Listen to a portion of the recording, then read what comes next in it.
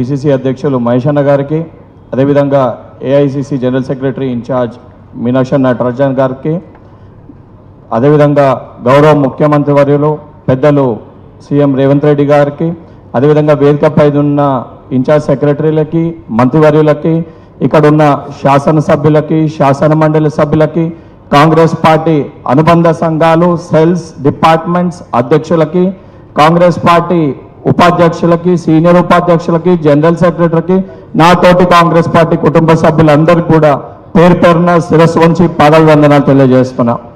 ముఖ్యంగా ఈరోజు organisations issues పైన మాట్లాడమని చెప్పి పెద్దలు పిసిసి అధ్యక్షులు గారు నాకు అవకాశం ఇచ్చారు.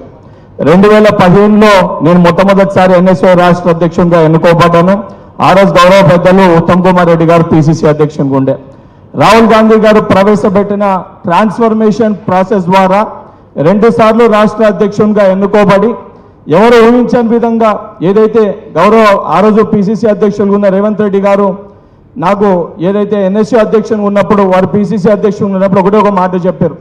ఏదైతే సంబంధించి విద్యార్థులకు సంబంధించిన ఇష్యూస్ ఏమన్నా ఉంటే దానిపైన నువ్వు కష్టపడి పోరాటం చేయు, నీ విభాగానికి సంబంధించి నువ్వు నిలబడి కొట్లాడితే తప్పనిసరిగా మీకు గుర్తింపు లభిస్తుందని చెప్పని ఆ రోజు రేవంత్ రెడ్డి గారు వర్కింగ్ ప్రెసిడెంట్ ఆర్గనైజేషన్ చూస్తున్న మహేష్ కుమార్ గౌడ్ గారు చెప్పడం జరిగింది. అదేవిధంగా ఏదైతే నాకు ప్రోత్సాహం ఇచ్చి మా జిల్లాకు సంబంధించి కరీంనగర్కి వెళ్ళి ప్రాతినిధ్యం వహిస్తున్న పొన్నం ప్రభాకర్ గారు, శ్రీధర్ బాబు గారు కూడా అదే మాట చెప్పారు.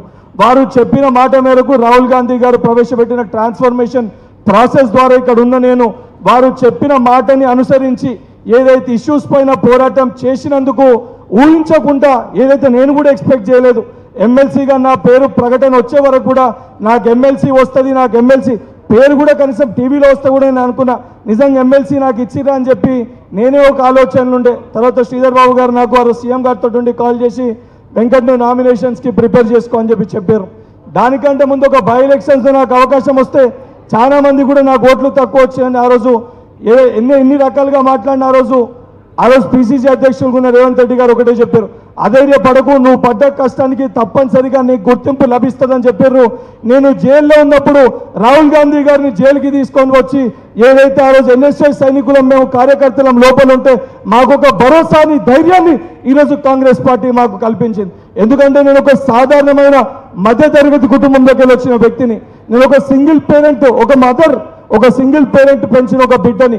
ఈరోజు కేవలం ఆర్గనైజేషన్ని నమ్ముకొని కష్టపడితే తప్పనిసరిగా గుర్తింపు వస్తుందని చెప్పని ఈరోజు నిలువెత్తు ఉదాహరణ ఇక్కడ ఉన్న వ్యక్తులలో నేను. ఎందుకంటే అతి చిన్న వయసులో భారతదేశంలోనే చరిత్ర సృష్టించే విధంగా కాంగ్రెస్ పార్టీ 31 సంవత్సరాలు ఉన్న నాకు ఎమ్మెల్సీగా అవకాశం కల్పించింది.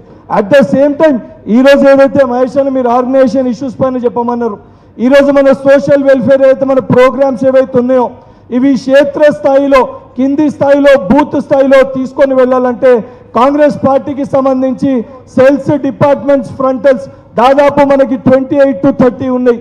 ఈ ప్రతి ఒక్కటి కూడా ఐడియాలజికల్గా ప్రతి బూత్ లెవెల్లో కూడా, బ్లాక్ లెవెల్లో కూడా, ఎన్ఎస్వై యూత్ కాంగ్రెస్ యూనివర్సిటీస్ లెవెల్లో, కాలేజ్ లెవెల్లో వీళ్ళని స్ట్రెంథన్ చేసి ఐడియాలజికల్గా కాంగ్రెస్ పార్టీ అనుసంధానం ఉన్న వ్యక్తుల్ని మనం తయారు చేసుకుంటే రేపొద్దున ఈ మజిల్ పవర్ని, మనీ పవర్ని మనం ఏదైతే బలంగా మనం ఎదుర్కోగలుగుతామో ఆ ఎదుర్కొంటే రేపొద్దున నాసంటి మరికొంతమందికి కూడా అవకాశాలు వచ్చే ఒక అవకాశం ఉంటుందని చెప్పి తెలియజేస్తూ నాకు అవకాశం ఇచ్చిన పెద్దలకి మరొకసారి కృతజ్ఞతలు తెలియజేస్తూ ముగిస్తున్నాను. Thank you.